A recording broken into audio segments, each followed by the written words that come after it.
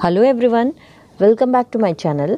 Let's start our chapter 7 Gupta Age and Other Rulers from class 6th SS semester 1. In the 3rd century, impressive Gupta dynasty was established in Magध. 3rd century में मगध में बहुत ही प्रभावशाली Gupta dynasty की स्थापना हुई थी. Gupta dynasty established political entity, peace and security in India which brought unprecedented prosperity. Gupta dynasty ने भारत में राजनीतिक इकाई, शांति और सुरक्षा की स्थापना करी थी, जिसके कारणवश भारत में अभूतपूर्व समृद्धि आई. Thus, Gupta age is called Golden Age of India. Golden age means best progress of all the people. इसलिए गुप्ता एज को भारत का गोल्डन एज कहा जाता है. गोल्डन एज का मतलब सभी लोगों की प्रगति. The Gupta rulers give peace and prosperity to the people which has even been appreciated by foreign travelers also. Gupta emperors were creators of golden age. Gupta rulers ने लोगों को शांति और समृद्धि दी, जो कि विदेशी यात्रियों द्वारा उसकी सराहना की गई थी. गुप्ता सम्राट इस स्वर्णिम युग के रचनाकार थे. Chandragupta I. Srigupta was the founder of Gupta dynasty in the kingdom of Magध. तो श्रीगुप्त जो थे वो मगध साम्राज्य इस गुप्ता डायनेस्टी के फाउंडर थे, जिनकी वजह से इस डायनेस्टी की नींव रखी गई थी. His son name was Ghatotkacha Gupta. तो उनके बेटे का नाम घटोत्कच गुप्ता था. Chandragupta I 319 AD succeeded Pataliputra as the successor of king Ghatotkacha. तो चंद्रगुप्त I जो कि राजा थे, घटोत्कच के उत्तराधिकारी थे, वो पाटलिपुत्र के एक सफल उत्तराधिकारी के रूप में सामने आए थे. He married Kumar Devi who was a girl of powerful Lichchhavi tribe. तो उनकी शादी कुमार देवी के साथ हुई, जो कि बहुत ही शक्तिशाली लिच्छवी जनजाति की लड़की थी. He extended boundaries of Magadh by conquering near by places like Prayagraj, Allahabad, Saket, Ayodhya. तो चंद्रगुप्त ने मगध के आसपास के विस्तार को जीतने की पूरी कोशिश करी, जैसे प्रयागराज जो कि आज का इलाहाबाद है, साकेत जो कि आज का अयोध्या है. He assumed glorious title of Maharaj in place of Maharaja. तो उनको बहुत ही गौरवशाली उपाधि मिली. उन्हें महाराज के बदले महाराजा धीराज के नाम से पुकारा जाने लगा. In order to show his power and reputation he started gold coins. तो अपनी शक्ति और प्रभुत्व के लिए उन्होंने सोने के सिक्के शुरू किए. Since the accession of his coronation he started Gupta Samant. तो उन्होंने अपने राज्याभिषेक के दौरान गुप्ता सामंत की शुरुआत करी. Vallabhi rulers of Saurashtra also accepted Gupta Samvant. Due to initiation of Gupta Samvant, the arrangement of historical events according to the date line was made possible in the history of India. तो और जो Vallabhi rulers थे सौराष्ट्र के, उन्होंने भी गुप्ता सामंत को accept किया था. तो गुप्ता सामंत की शुरुआत से ऐतिहासिक घटनाओं की एक ऐसी व्यवस्था बनाई गई, जिसमें भारत के इतिहास को तिथि के अनुसार संभव बनाया गया. Now next is Emperor Samudragupta. After Chandragupta, his majestic son Samudragupta came to power. अब चंद्रगुप्त के बाद कौन आए? उनके लड़के Samudragupta. Information about Samudragupta's time is obtained from pillar inscription of Prayagraj, that is Prayag Prasasti, and his coins. तो अब समुद्रगुप्त के बारे में जानकारी कहाँ से हासिल होती है? तो प्रयागराज की जो प्रयागराज यानी जो आज का इलाहाबाद है, वहाँ का एक फेमस पिलर है. तो उससे हमें जानकारी मिलती है कि उनका शासन कैसा था, और उनके समय के सिक्कों से हमें जानकारी मिलती है. This prashasti has been composed by royal poet Harisena. तो प्रयागराज में ये जो प्रशस्ति है, ये एक शाही कवि हरिसेन द्वारा लिखी गई थी. It describes the victories and cultural achievements of Samudragupta. तो इसमें उन्होंने समुद्रगुप्त के जीत और सांस्कृतिक उपलब्धियों के बारे में डिस्क्राइब किया है. In very short time he made his triumph journey from northern states to Kushan rule of Afghanistan. तो समुद्रगुप्त ने बहुत ही कम समय में अपनी विजयी यात्रा उत्तरी राज्यों से लेकर अफगानिस्तान के कुशन तक राज उन्होंने किया था. He defeated about 12 kings in south. उन्होंने लगभग दक्षिण में 12 राजाओं को हराया था. After defeating these kings, he restored them wisely. He restored their kingdoms. Governors and officials were appointed to run the administration of the state. तो इन राजाओं को हराने के बाद उन्होंने समझदारी से उनको बहाल किया उसने अपने राज्यों को बहाल किया और राज्य के एडमिनिस्ट्रेशन को चलाने के लिए राज्यपाल और अधिकारियों को वहाँ पे नियुक्त किया। Samudragupta was a great conqueror and cultural emperor. तो समुद्रगुप्त एक बहुत ही महान विजेता और एक सुसंस्कृत सम्राट थे। His literary achievements and his character were notable. उनकी साहित्यिक उपलब्धियाँ और उनका चरित्र उल्लेखनीय था। He composed many poems and got the title of कविराज। तो उन्होंने बहुत सारी कविताएं लिखी, इसलिए उनको एक टाइटल दे दिया गया, उनको जो नाम दिया गया वो कविराज का टाइटल दे दिया गया। Unfortunately not even a single poem of his is available today. दुर्भाग्य से उनके द्वारा रचित एक भी कविता आज की तारीख में उपलब्ध नहीं है। One coin shows Samudragupta playing Veena which shows his love for music. तो उस समय के एक सिक्के में समुद्रगुप्त वीणा बजाते हुए दिख रहे थे, जिससे हमें ये पता चलता है कि वो संगीत के प्रेमी थे। During his reign, many temples, monasteries and Jain temples were constructed. तो उनके शासन के दौरान बहुत सारे मंदिर, मठ और जैन मंदिर बनवाए गए। He performed अश्वमेध यज्ञ। उन्होंने अश्वमेध यज्ञ का प्रदर्शन किया। In his regard, he had got coins made. तो इस प्रदर्शन के लिए उन्होंने काफ़ी सिक्के बनवाए थे। He collected scholars in his court and created high quality literature. उन्होंने अपने दरबार में काफ़ी विद्वानों को इकट्ठा किया और काफ़ी उत्तम गुणों वाला साहित्य बनवाया था। Scholars wanted his and he wanted scholars companionship. तो विद्वानों को समुद्रगुप्त की और समुद्रगुप्त को विद्वानों की यानी एक दूसरे की उनको मैत्री चाहिए थी।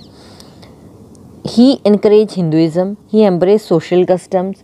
उन्होंने हिंदुइज्म को बढ़ावा दिया, उन्होंने सामाजिक रीति रिवाजों को अपनाया। समुद्रगुप्त's position in history is unique and significant. He was the creator of importance of Gupta Empire. तो इतिहास में समुद्रगुप्त को स्थान जो समुद्रगुप्त का स्थान है वो बहुत ही अद्वितीय है, यानी यूनिक है और बहुत ही महत्वपूर्ण है। समुद्रगुप्त गुप्ता साम्राज्य के बहुत ही महत्वपूर्ण निर्माता थे। Here you can see the coins of Gupta age. Chandragupta II, Vikram Aditya. Samudragupta died. In his place, Chandragupta II came to the throne. He not only successfully preserved the great legacy of his father, which he inherited, but also expanded the empire by conquering some of the regions. तो जब समुद्रगुप्त की मौत हुई तो उनकी जगह राजगद्दी पर चंद्रगुप्त II ने संभाली। उन्होंने न केवल अपने पिता से मिली हुई महान विरासत को संभाल के रखा, बल्कि दूसरे क्षेत्रों पर विजय प्राप्त करके अपने साम्राज्य को उन्होंने बढ़ाया, यानी उसका विस्तार भी उन्होंने किया। Chandragupta II was the most talented ruler of Gupta dynasty. तो चंद्रगुप्त II बहुत ही प्रतिभाशाली शासक थे अपने गुप्ता डायनेस्टी के। The boundaries of his empire extended up to Shak kingdom. He attacked Gujarat and ended Shak Kshatrap dynasty. In memory of this victory, he adopted the title of Shakari. He was also called Vikram Aditya. तो उन्होंने अपने साम्राज्य की सीमाओं को शाक राज्यों तक फैलाया। उसने गुजरात पे आक्रमण किया और शाक क्षत्रप डायनेस्टी को ख़त्म किया। अपनी इस विजय की याद में उन्होंने शकारी के नाम से मतलब उनको पुकारा जाने लगा, उन्होंने शकारी नाम को अपनाया और उनको विक्रम आदित्य के नाम से भी जाना जाने लगा। He increased his military power by establishing martial relations with powerful kingdoms to remove Shakastraps who had been ruling since 300 years.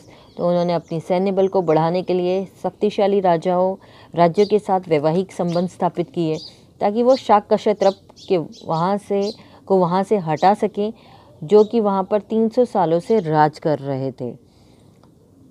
This marriages proved to be very helpful in increasing his empire and defeating his enemies. तो इस तरह ये शादी उनके लिए बहुत ही मददरूप साबित हुई, जिसके कारणवश उन्होंने अपने साम्राज्य को बढ़ाया और अपने दुश्मनों को हराया। New territories one by him were very important. तो उन्होंने जो भी नए क्षेत्रों को जीता था वो बहुत ही ज़्यादा महत्वपूर्ण थे, बहुत ही इम्पॉर्टेंट थे। They obtained the rich kingdoms of Gujarat and Saurashtra, the prosperous ports of Bhrigu Kachchh that is Bharuch and Stambhatirth that is Khambat. As a result, maritime trade of the state increased and Gupta kings became owner of intangible property. तो उन्होंने गुजरात और सौराष्ट्र के काफ़ी अमीर राज्यों पर जीत हासिल करी। इसके अलावा भृगु कच्छ जो कि आज का भरूच और स्तंभ तीर्थ जो कि आज का खंबात है, ऐसे समृद्ध बंदरगाहों को भी उन्होंने हासिल किया। इसका नतीजा ये हुआ कि राज्य का समुद्री व्यापार में बढ़ोतरी हुई और गुप्ता साम्राज्य के राजा इस अमूर्त संपत्ति के मालिक बन गए। Fahien, a Chinese pilgrim in the time of Chandragupta II, praised administration and prosperity of Gupta Empire. तो फाहियान जो कि एक चाइनीस भक्त थे, उन्होंने चंद्रगुप्त II के एडमिनिस्ट्रेशन और गुप्ता साम्राज्य की समृद्धि के बारे में काफ़ी तारीफ करी। Though Chandragupta II was Vaishnav, he had great respect for other religions. His army chief Amrakar Dev was Buddhist and his state minister Varsen was Shaiv. Many monasteries were there in the capital Patliputra. Chandragupta II जो थे वो एक वैष्णव थे, फिर भी उनको दूसरे धर्मों के प्रति काफ़ी आदर सम्मान था। तो उनके सैन्य बल के जो प्रमुख थे अमराकर देव, वो एक बुद्धिस्ट थे और उनके राज्य के जो मंत्री थे वारसेन, वो एक शैव थे। तो उनकी राजधानी पाटलिपुत्र में काफ़ी सारे मठ थे। Because of cultural achievements achieved during the reign, the Gupta age could become the golden age. तो उनके शासन के दौरान उन्होंने जो भी सांस्कृतिक उपलब्धियां प्राप्त करी थी, इस कारणवश गुप्ता युग स्वर्णिम युग में बदल गया था। The great Sanskrit poet, he was the patron of scholars and poets. The great Sanskrit poet and playwright Kalidas was his royal poet. Dhanvantri was his royal Vaidya. Gems like scientists Varamihir, Vittal Bhatt, writer of Amarkosh, Amar Singh, etc. used to adorn the court. तो वो विद्वानों और कवियों के संरक्षक थे, यानी वो उनकी सुरक्षा करते थे। उनके राज्य में एक महान संस्कृत कवि और नाटककार कालिदास, जो कि उनके दरबार में शाही कवि थे। उनके अलावा धन्वंतरी जो थे वो उनके शाही वैद्य थे। इन सब के अलावा उनके राज दरबार में और भी कई रत्न थे, जैसे वैज्ञानिक वराहमीर, विट्ठल भट्ट, अमरकोश और अमर सिंह के लेखक और बहुत सारे ऐसे रत्न जो उनके दरबार की शोभा बढ़ाते थे। During his rule sculptures and drawing developed. तो उनके शासन के दौरान मूर्ति और कला का काफ़ी विकास हुआ था। Many of art pavilion of Ajanta caves were made during his time. He built a number of Buddhist monastery in the capital Patliputra. Mehroli iron pillar near Delhi was made during his reign, which has not rusted for centuries despite being in heat and rain. तो उन्हीं के समय में काफ़ी सारे अजंता की जो गुफा थे, वहाँ पे कला मंडप बने। उन्होंने अपने शासन के दौरान अपनी राजधानी पाटलिपुत्र में काफ़ी सारी बुद्धिस्ट मठ बनवाए। इसके अलावा दिल्ली के पास मेहरौली में लौह स्तंभ भी बनवाया, जिसमें काफ़ी सदियों तक जंग नहीं लगा। फिर भी वो बारिश का मौसम हो या फिर गर्मी का मौसम हो, वो जो आयरन पिलर है वो वैसा का वैसा ही था। He made Ujjain his another capital besides Patliputra. He divided the state into different administrative units for running streamlined administration. In the year 414, the great emperor Chandragupta Vikramaditya died. तो उन्होंने पाटलिपुत्र के अलावा अपनी दूसरी राजधानी उज्जैन को बनाया। उन्होंने अपने राज्य के अच्छे एडमिनिस्ट्रेशन के लिए उसे अलग अलग एडमिनिस्ट्रेटिव यूनिट्स में बांट दिया, ताकि उसमें अच्छे से कामकाज हो सके। 414 साल में इस महान सम्राट चंद्रगुप्त विक्रमादित्य की मौत हो गई। End of Gupta dynasty. After the death of Chandragupta II, his majestic son Kumargupta I came to the throne.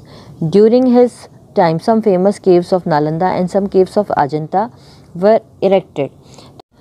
Chandragupta II की मौत के बाद उनके तेजस्वी बेटे कुमारगुप्त I ने राजगद्दी संभाली। उनके समय में काफ़ी प्रसिद्ध गुफाएं जैसे नालंदा और अजंता की गुफाओं को वापस से उनका निर्माण करवाया।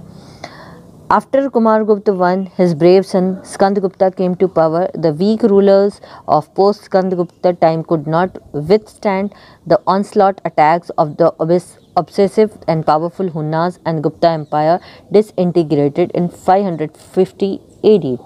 तो कुमारगुप्त I की मौत के बाद उनके बेटे स्कंदगुप्ता सत्ता में आए।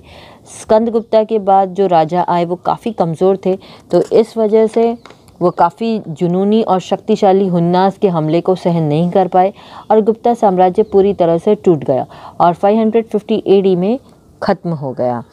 तो till here, in our next video will continue our chapter. Bye bye.